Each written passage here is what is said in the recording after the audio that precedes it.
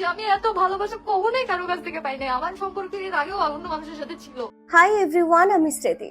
তোমাদের জন্য আজকে একটা স্পেশাল বলবো না, একটা ভিন্নধর্মী একটা ভিডিও নিয়ে এসেছি, যেটা সোশ্যাল মিডিয়াতে অনেক অনেক বেশি ভাইরাল, যেটা নিয়ে অবশ্যই কথা বলা উচিত আমাদের সবার।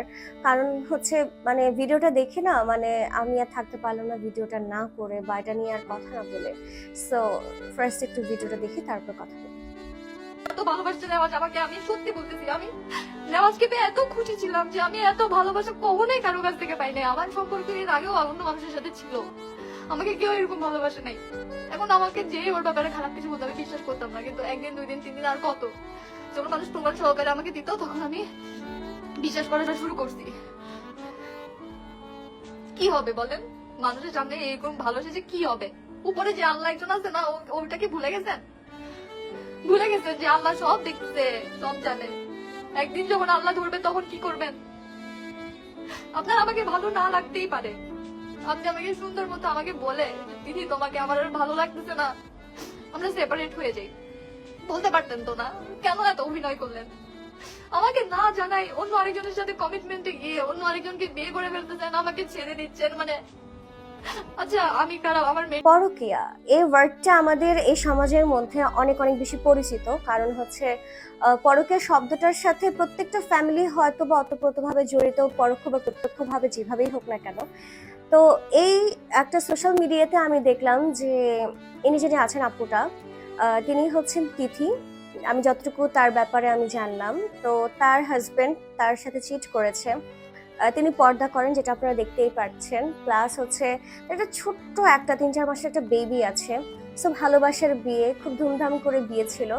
তো এত কিছু হওয়ার পরেও তার হাজবেন্ড তাকে চিট করেছে। আর তিনি লাইভে এসে অনেক অনেক কথাই বলেছেন, অনেক কান্নাকাটি করেছেন। ছেলেমেয়ের দোহাই দিয়ে, তার মেয়ের দোহাই দিয়েও বলেছেন যে তিনি সংসারটা করতে চান। তিনি যেভাবেই চান, হাজবেন্ড যেভাবেই মানে তাকে রাখতে চায়, সে সেভাবেই থাকবে। আসলে একটা মানুষ কতটা বেশি অসহায় হলে এইসব কথা আসলে বলতে পারে। আর আমাদের সমাজে না এই পরকীয়া জিনিসটা অনেক অনেক বেশি বেড়ে গেছে, প্রচন্ড লেভেলের বেড়ে গেছে। আমি যখন তার লাইভ এগুলোর ভিডিওগুলো আমি দেখছিলাম, আমার নিজের কাছে অনেক অনেক বেশি খারাপ লাগছিল যে অনেকে কমেন্টও করছিল যে হিজাব পর্দা করা নারী, তারপরও সে পরকীয়াতে, তার হাজবেন্ড তাকে চিট করলো, পরকীয়া করলো, এবং সেই সাইড চেসকে তার হাজবেন্ড বিয়েও করতে চায়।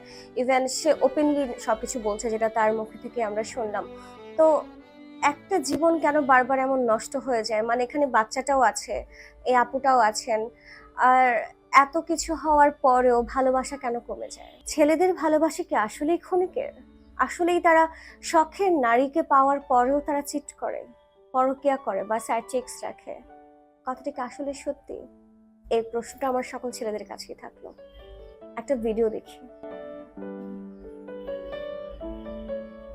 তাদের বিয়ের ভিডিও, কতটা বেশি হ্যাপি ছিল তারা।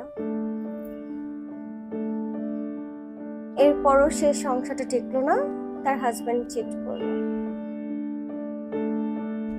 ছেলেদের ভালোবাসা কি আসলে ক্ষণিকের? অনেকে বলবে যে নজর লেগেছে, এটা লেগেছে, সেটা লেগেছে, তারা রিলস বানাতো একসাথে, এটা আসলে কি মানে পরকিয়া এই জিনিসটা হচ্ছে, এটা ছেলেরা করুক মেয়েরা করুক, নজর বলতে আসলে মানে এগুলাতে না। আসলে যাদের এই প্রবলেমটা আছে তাদের এটা মেন্টালি একটা প্রবলেম, যে আচ্ছা আমার পার্টনার এত বেশি লয়াল বা আমার পার্টনার এত বেশি ভালো, so I should cheat him or I should cheat her. So জিনিসটা এরকম হয়ে যায়, মানে বলে না টেকেন ফর গ্রান্টেড, বিষয়টা হচ্ছে এমন। মানে পরকীয়া জিনিসটা আজকাল আমাদের সমাজে এত এত বেশি বেড়ে গেছে, বলার বাইরে। মেকআপ করে আপুটা, তার হাজবেন্ড তাকে চিট করেছে, এবং তার গার্লফ্রেন্ড যে এখন বর্তমানে আছে, সে খুব লাইক স্টাইলিশ। আর কি বলবো, যেমনটা স্টাইলিশ ছেলেরা চায় ঠিক তেমনটা, মানে বাসায় থাকবে হচ্ছে বউ পর্দাশীল, বাইরে হচ্ছে সাইড চিক্স থাকবে যে হচ্ছে সুপার ডুপার লাইক স্টাইলিশ, আর যেটা তারা চায় যেভাবে। তো বিষয়টা এমন, তো বিষয়টা কেমন অদ্ভুত না? আর একটা ছোট্ট ক্লিপ দেখি। আমি জানি না কে কি কমেন্ট করতেছে না করতেছে, আমি কিছুই দেখতেছি না, আমার এখানে কোনো কিছু কমেন্ট শো হইতেছে না। তো লাস্টলি আমি এই কথাটাই বলবো যে আপনি খুব প্রাউডলি দেখাচ্ছেন আপনি নতুন একটা সম্পর্কে আছেন।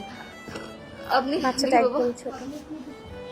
আপনি খুব প্রাউডলি স্টোরি দিচ্ছেন যে আপনি ডিভোর্স দিচ্ছেন আমাকে, তো ভালো কথা। ডিভোর্সটা হইতেও তো 3টা মাস লাগে, ওই 3টা মাসটুকু তো সময় আমাকে দিতে, মানে নিজেকে দিতে পারতেন, একটু একা থাকতে পারছেন। মানুষ কি, মানে আপনারা কিরকম বোকা মানুষ আমি আসলে বুঝতেছি না, যে আপনারা কেমন বোকা মানুষ হইলে এই মানুষটাকে বিশ্বাস করতেছেন যে এই মানুষটা একটা বউরে ছাড়ছে, যে 3টা মাস সময়ও দিল না। ডিভোর্স তো এখনো কার্যকরী হয় নাই, আমি এখনো লেটারও পাই নাই, আমিও এখনো সাইন করি নাই। ও ফাইনাল ডিভোর্সের জন্য তো ওকে আসতে হবে, ওকে সাইন করতে হবে। হ্যাঁ, টুকটাক যতটুকু আমি বুঝতে পারছি, কিছুই তো হয়নি। ডিভোর্স এখনো কার্যকর হয়নি, বাট সে তার সাইড চিক্স নিয়ে খুব বেশি হ্যাপি।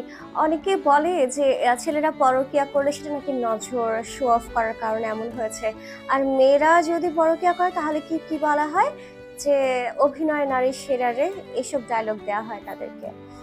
পরকীয়া এমন একটা জিনিস যেটা ছেলে করুক বা মেয়ে করুক দুজনের জন্য জিনিসটা খারাপ, সেটা আসলে কোনো জেন্ডার ফ্যাক্ট না। এটা হচ্ছে যে জিনিসটা ক্রাইম, যে জিনিসটা ভালো না, সেটা ছেলে করুক বা মেয়ে করুক দুজনের জন্য এটা খারাপ। এখন ছেলে করলে সেটা হচ্ছে নজর, মেয়ে করলে সেটা হচ্ছে অভিনেত্রী কি অভিনয় করে রে, সো এগুলোর তো ডিফারেন্স আসলে ঠিক না, কারণ এটা এক প্রকার সাপোর্ট করা। হুম।